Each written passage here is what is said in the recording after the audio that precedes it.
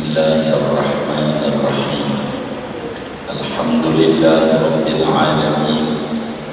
Wassalatu wassalamu ala sayyidil awwalin wal akhirin, Sayyidina wa maulana Muhammadin wa ala alihi wa sahbihi ajma'in. Allahumma inna nastahdika bi arsyadi amrina wa zidna ilman yanfa'una. Qala al-imam al-muallif rahimahullah an Abi Umamah al-Bahili radhiyallahu anhu qala Rasulullah sallallahu alaihi wasallam innal ma'a la yunajjisuhu syai'un illa ma ghalaba ala rihihi wa ta'mihi wa lawnihi. Akhrajahu Ibnu Majah wa dha'afahu Abu Hatim wa lil Baihaqi al-ma'u tahurun illa in taghayyara rihuhu aw ta'muhu aw lawnuhu bi najasatin tahdusu fihi. Diriwayatkan dari Abu Umamah al-Bahili radhiyallahu ta'ala anhu, ia berkata, telah bersabda Rasulullah sallallahu alaihi wasallam, sesungguhnya air yang banyak itu tidak akan menajiskan akan air tersebut oleh sesuatu apapun dari najis, kecuali bisa najis ma ghalaba ala rihihi, apa-apa yang menguasai atas baunya, wa ta'mihi dan rasanya, wa lawnihi dan warnanya. Hadis riwayat Ibnu Majah dan mendhaifkan ini hadis pada Imam Abu Hatim, dan pada riwayat Imamul Baihaqi al-ma'u tahur, adapun air yaitu suci mensucikan, illa kecuali in taghayyara rihuhu, kalau berubah oleh baunya, au ta'muhu atau rasanya, au lawnuhu atau warnanya, binajasatin tahdusu fihi, dengan najis yang datang oleh najis pada air tersebut. Shadaqa Rasulullah sallallahu alaihi wa alihi wasallam. Hadirin sekalian yang mulia, pertemuan ini kita memasuki hadis ketiga dari 1600-an hadis yang ada di dalam Bulughul Maram ini. Saudara, masih berbicara tentang hukum air banyak bila terkena najis. Hadisnya dari Abu Umamah al-Bahili.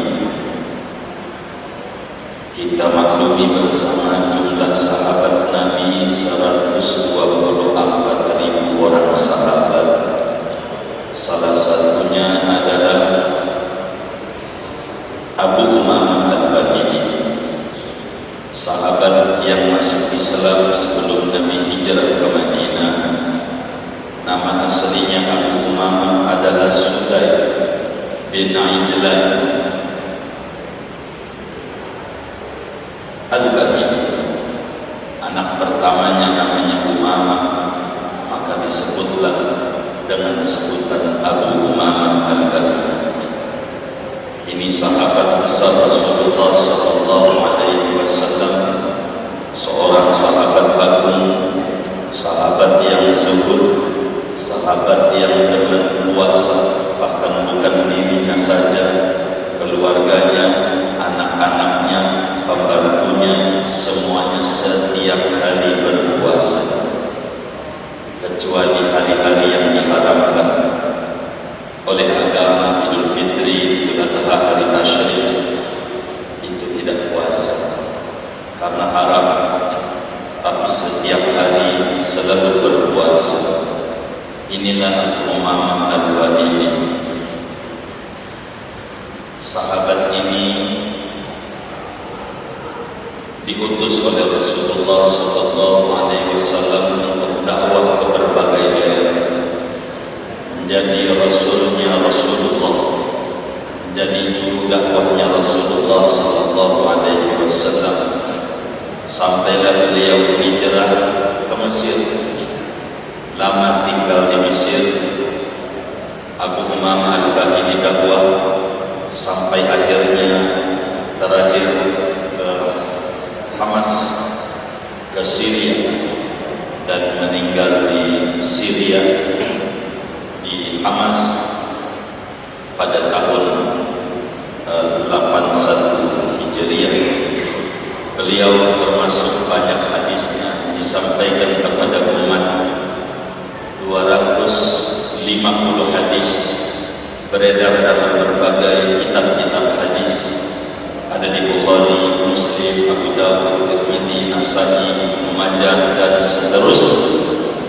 Ini banyak dicatat, murid-muridnya banyak yang menjadi ulama besar, di antara Imam Makhul, Imam Sa'id Al-Azdi. Kalau kita mendengar saudara ada ajaran namanya talqin, sesudah wafat sudah dikuburin, selesai dikuburin, lalu ada yang duduk menghadap ke timur membacakan talqin. Itu ajarannya dari sahabat yang kita bedah hadis tentang hukum air ini sekarang ini.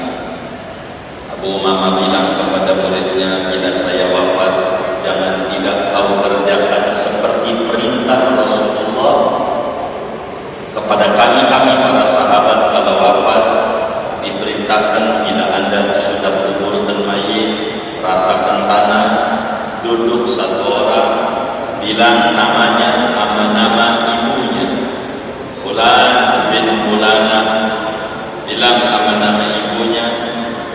Nanti itu mayit dengar kata Nabi.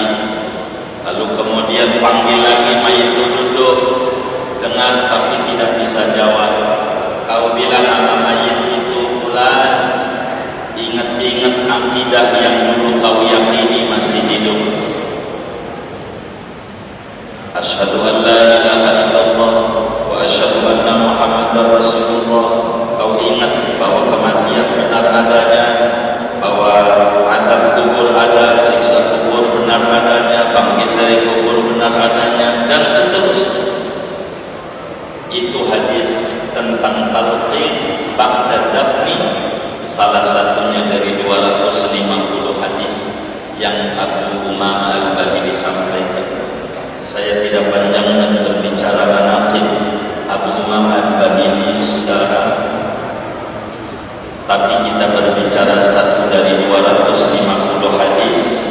Abu Umamah bilang Rasulullah sallallahu alaihi wasallam bersabda, innal ma'a la yunajjisuhu syai' illa ma ghalaba ala rihi wa ta'mihi wa lawnihi. Hadis ini, saudara, Imam Ibnu Hajar Al-Asqalani menukilkan, diriwayatkan oleh Imam Ibnu Majah di dalam Sunan Ibnu Majahnya, juga diriwayatkan oleh Imam Daraqutni di dalam Sunan Daraqutninya, juga Al-Imam Al-Baihaqi riwayatkan di dalam Sunan Al-Kubra'nya. Namun hadis ini, saudara, bagaimana terkait dengan kedudukan hadis ini? Istisnanya, istisna itu sesudah illa ma ghalaba ala rihihi illa in taghayyara rihuhu. Imam Abu Hatim menghukumi dhaif pada ilahnya, bukan pada semuanya. Illa in taghayyara, kata Imam Abu Hatim, hadis ini dhaif. Yang dhaif mananya? Yang riwayat istisnanya, illa ma ghalaba. Namun hukumnya ijma' semua ulama tentang kesohihan hukum yang di dalamnya.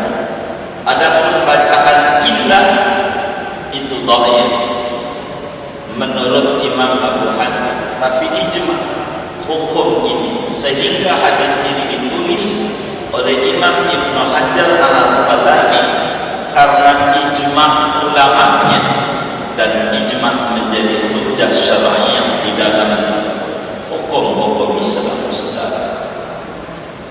Dalam hadis ini, saudara, hadis ini adalah mentaksis hadis yang kemarin sudah kita bedah. Hadis kedua bilang, kata Nabi, hadis kedua dari Abi Sa'id Al-Khudri, innal ma'a tahur la yunajjisuhu syai'. Umum, hadis ini umum. Kata Nabi, air itu suci mensucikan, tidak dihukumi najis dengan kena sesuatu benda najis. Itu maknanya dari hadis itu masih universal. Apakah berubah atau tidak, Nabi tidak menjelaskan di hadis ini. Maka hadis ini memberi garis bawah dengan detil bahwa air itu, air banyak, suci mensucikan, tidak menjadi najis bila terkena najis, kecuali berubah rasanya, warnanya, atau bau. Baru kalau berubah, maka air itu menjadi najis adanya, saudara. Sehingga makna daripada hadis ini bahwa air yang berubah rasanya atau warnanya atau baunya bila kedatangan najis menjadi berubah, maka air itu dihukumi najis, mau sedikit mau banyak. Jadi hadis ini berbicara, saudara, bila najis datang kepada air banyak, maka air banyak itu tidak menjadi najis. Kayak air kali Cisadane, ya kan, ada macam-macam. Kemarin diterangin juga namanya Jabotabek, jalma kebo tai bebek kumpul datu di kali. Itu bagaimana? Kata Nabi, meski ada najisnya, tidak menjadi najis kecuali air itu berubah. Jadi penyebab najisnya pada air banyak, catatannya berubah. Inilah alasan hukum najisnya air banyak. Air banyak menjadi najis bila mana kejatuhan najis dan berubah salah satu ciri-ciri najis. Makna hadis ini, air banyak dihukumi najis, tidak boleh buat wudu, tidak boleh buat mandi, tidak boleh buat menyucikan najis. Bila air banyak itu kejatuhan najis, dengan catatan berubah. Apanya? Rasanya, atau warnanya, atau baunya. Sehingga saudara-saudara sekalian, bagaimana air itu bila berubah tapi bukan dengan najis? Sebab di sini Nabi menyampaikan syai'unnya berbicara najis. Bahkan di dalam hadis Imamul Baihaqi pada Sunanul Kubro'nya, al-ma'u tahurun, air itu asalnya suci mensucikan, kata Nabi. Boleh buat wudu, boleh buat mandi, boleh buat menghilangkan najis, kecuali air itu tidak suci mensucikan bila berubah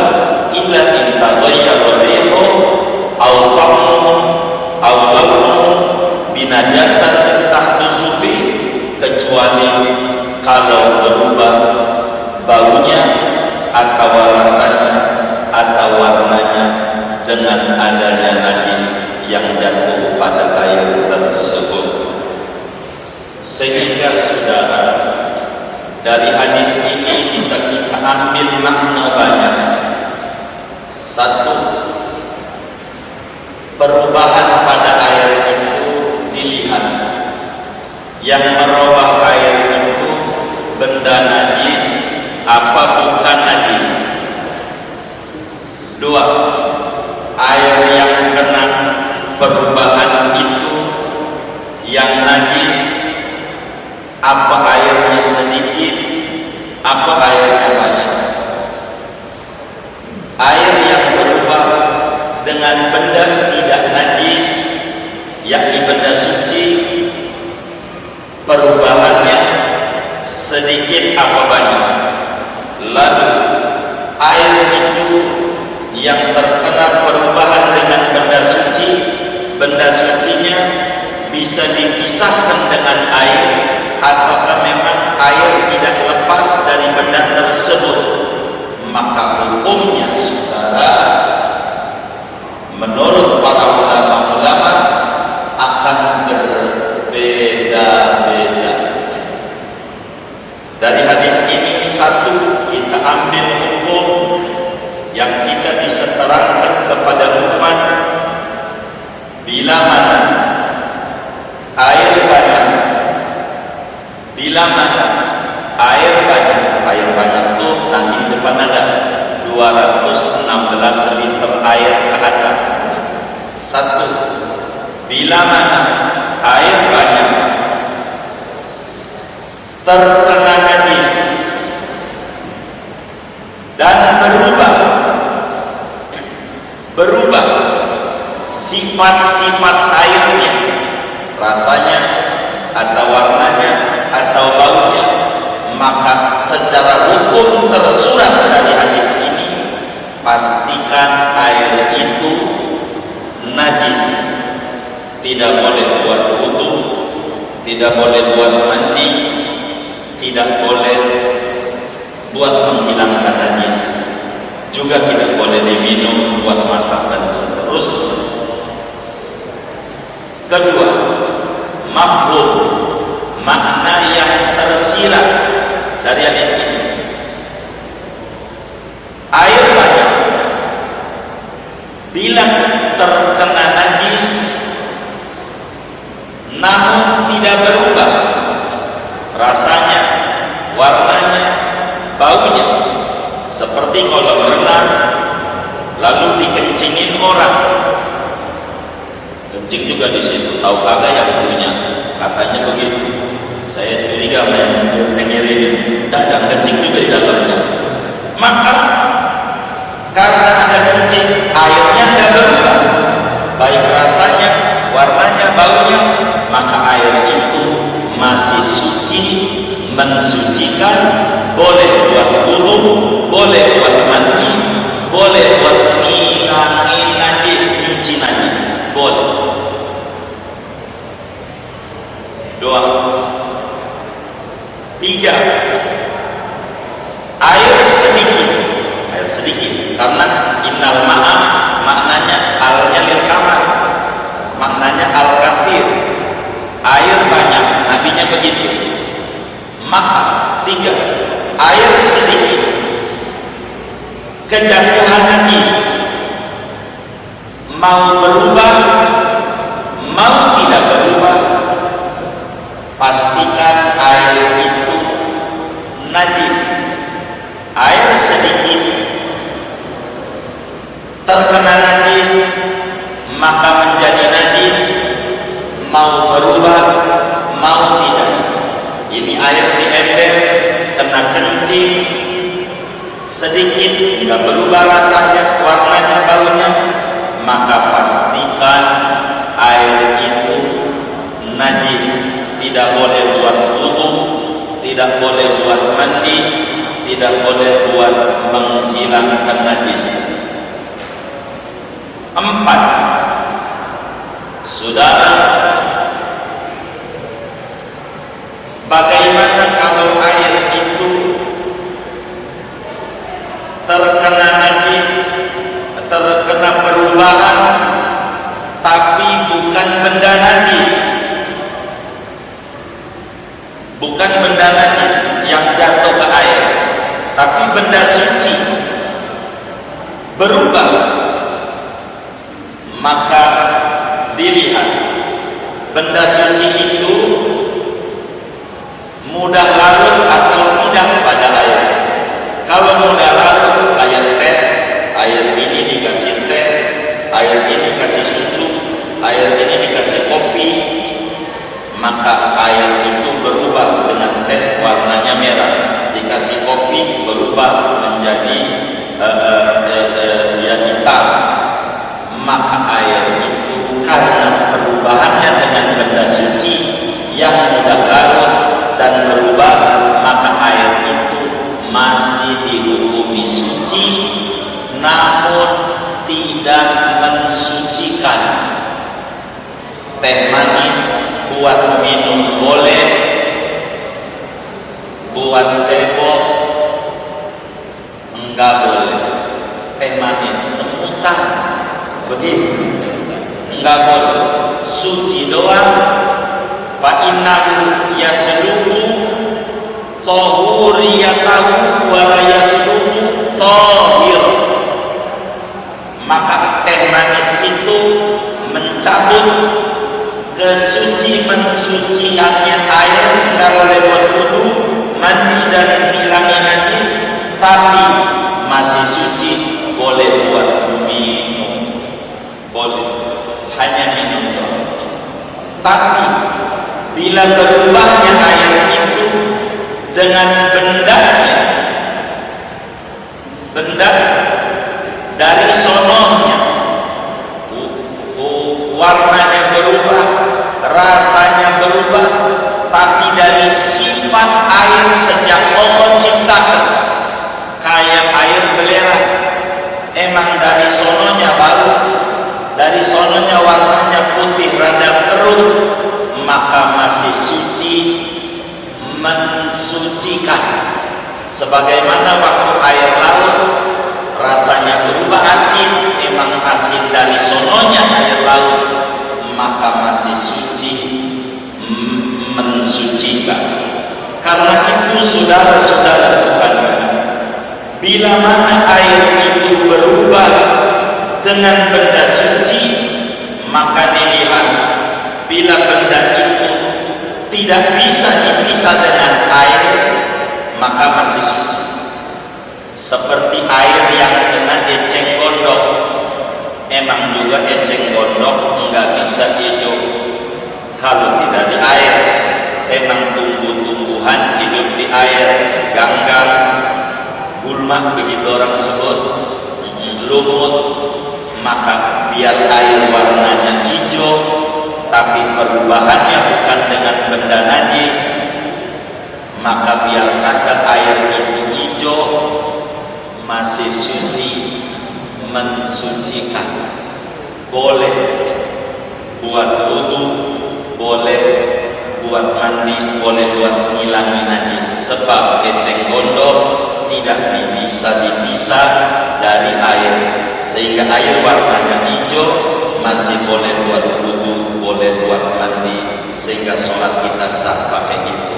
Tapi kalau hijaunya pakai sirup marjan, kan hijau juga ya, begitu melon, rasa melon kan hijau, maka tidak boleh buat wudu, buat mandi, buat cebok pakai sirup marjan, enggak boleh. Nanti ente tiduran semutan, itu enggak boleh. Minum boleh, begitu. Bagaimana kalau kemudian berubahnya itu dengan tempat lewatnya? Dulu daripada jerami, daripada daun atap, sehingga di talangnya waktu hujan turun warnanya jadi merah, perubahan warna, tapi bukan ulah kita, emang dari sononya Allahnya begitu, di luar kendali kita, sehingga air yang kita tadahin dari talang pancoran warnanya merah, mensucikan, sebab itu di luar kendali kita, di luar kendali kita. Masih suci, mensucikan dengan meski berubah pada warnanya dengan perubahan atap rumah kita. Begitu juga air, bila didiemin di rumah enggak dipakai apa-apa, ditinggal ke puncak seminggu, lalu kemudian air di kolam berubah rada keruh, kuning, masih suci, mensucikan, sebab perubahannya bitulil muksi, dengan lama tak dipakai. Air kalau didiemin lama akan berubah dengan sendirinya dengan udara dan debu yang ada. Begitu juga air laut, air kali, kemudian yang menjadi coklat karena kena hujan, maka air itu masih suci, mensucikan. Saudara-saudara sekalian, maka makna daripada hadis kita ini begitu banyak yang kita bisa ambil hukum dari hadis yang kita pelajari ini.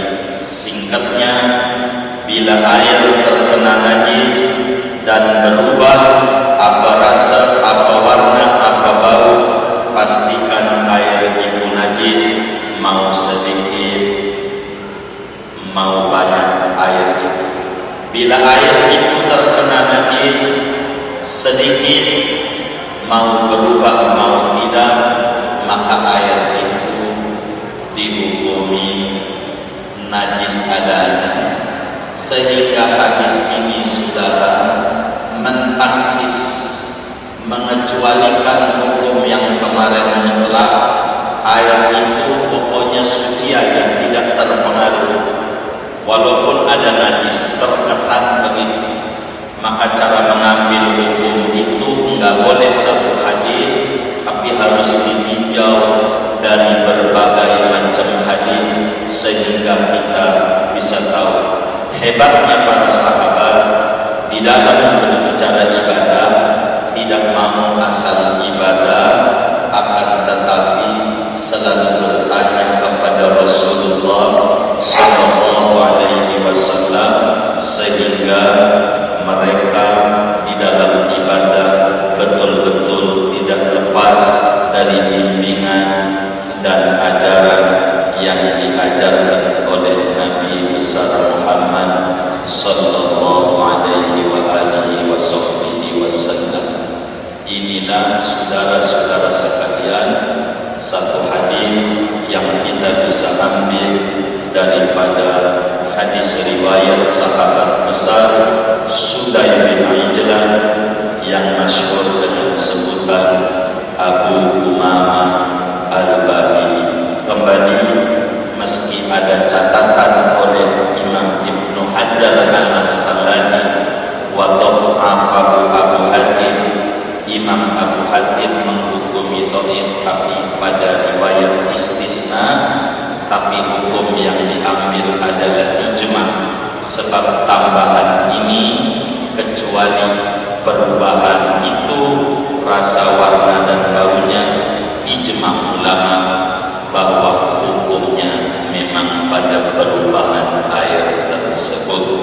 Sehingga saudara-saudara sekalian, kita di dalam ibadah melihat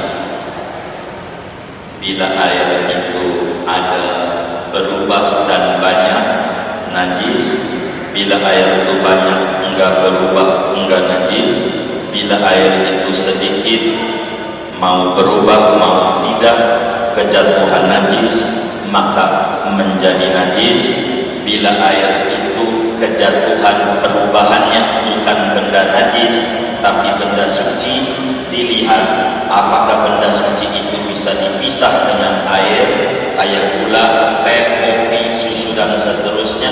Kalau itu air hilang mensucikannya tapi masih suci, boleh diminum teh manis, boleh diminum itu kopi, bila boleh diminum itu susu dan seterusnya. Tapi kalau perubahannya dengan benda yang tidak bisa dilepas dari air, apa seperti tanah, seperti kena hujan jadi coklat, apa seperti eceng gondok menjadi hijau, apa seperti lamanya diam nggak dipakai-pakai menjadi keruh, maka yang kayak begini air itu masih dihukumi suci, mensucikan.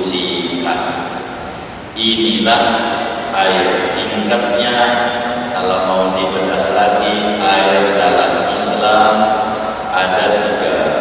Ada air suci mensucikan, ada air suci tidak mensucikan, ada air tidak suci tidak mensucikan, yakni disebut air najis. Ada air suci mensucikan buat wudu, mandi, menghilangkan najis, minum, masak, silakan. Ada air suci doang, tidak mensucikan, buat minum, buat makan, buat ini, masak, boleh. Ada air tidak suci, tidak mensucikan, tidak boleh buat wudu, haram buat wudu, haram buat mandi, haram buat ngilangin najis, haram buat minum kita, haram buat masak kita, boleh buat nyiram pohon, boleh buat nembok rumah. Kan suka nembok rumah pakai itu ya, air got ya. Ada nggak yang kayak begitu? Jangan-jangan semuanya yang di rumahnya begitu. Tapi buat wudu tidak boleh. Inilah makna yang bisa diambil di antara makna dari kalamnya Rasulullah Sallallahu Alaihi Wasallam berbicara hukum tentang air dalam Islam. Mudah-mudahan Allah Subhanahu wa Ta'ala memberikan kita pemahaman yang bagus tentang agama, sehingga kita penuh hati-hati dalam urusan ibadah kepada Allah Subhanahu wa Ta'ala. Kita harus pahami, dan ini yang banyak orang keliru dalam hidupnya. Contoh, airnya dikit, anak kita ngompol, dimasukin di bak yang hitam itu. Ada nggak 216 liter? Nggak ada. Maka dengan semata-mata ini kompor bocah masuk kemari, maka air itu menjadi najis. Dimasukin baju bapaknya, begitu habis ngajar, apa habis kerja, masuk lagi di sini bareng sama kompor bocah, maka baju bapaknya najis. Begitu. Lalu diperes, dikasih molto, wangi gak? Wangi. Lalu disetrika, lalu dikasih spray, licin gak? Licin, cakep. Dipakai sholat, rakaat 1 surat kahfi sampai kelar, rakaat 2 yasin sampai kelar, sholatnya sah gak? Enggak. Kenapa?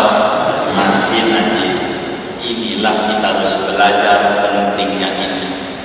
Sucikah baju kita? Apakah masih najis yang kita pakai? Itu bagaimana memakai airnya waktu itu. Inilah pentingnya ngaji ini, saudara, agar supaya kita benar di dalam kita ibadah ini, saudara. Karena kita penting wudu, penting mandi, dan penting ngilangin najis. Makanya dalam hadis hukum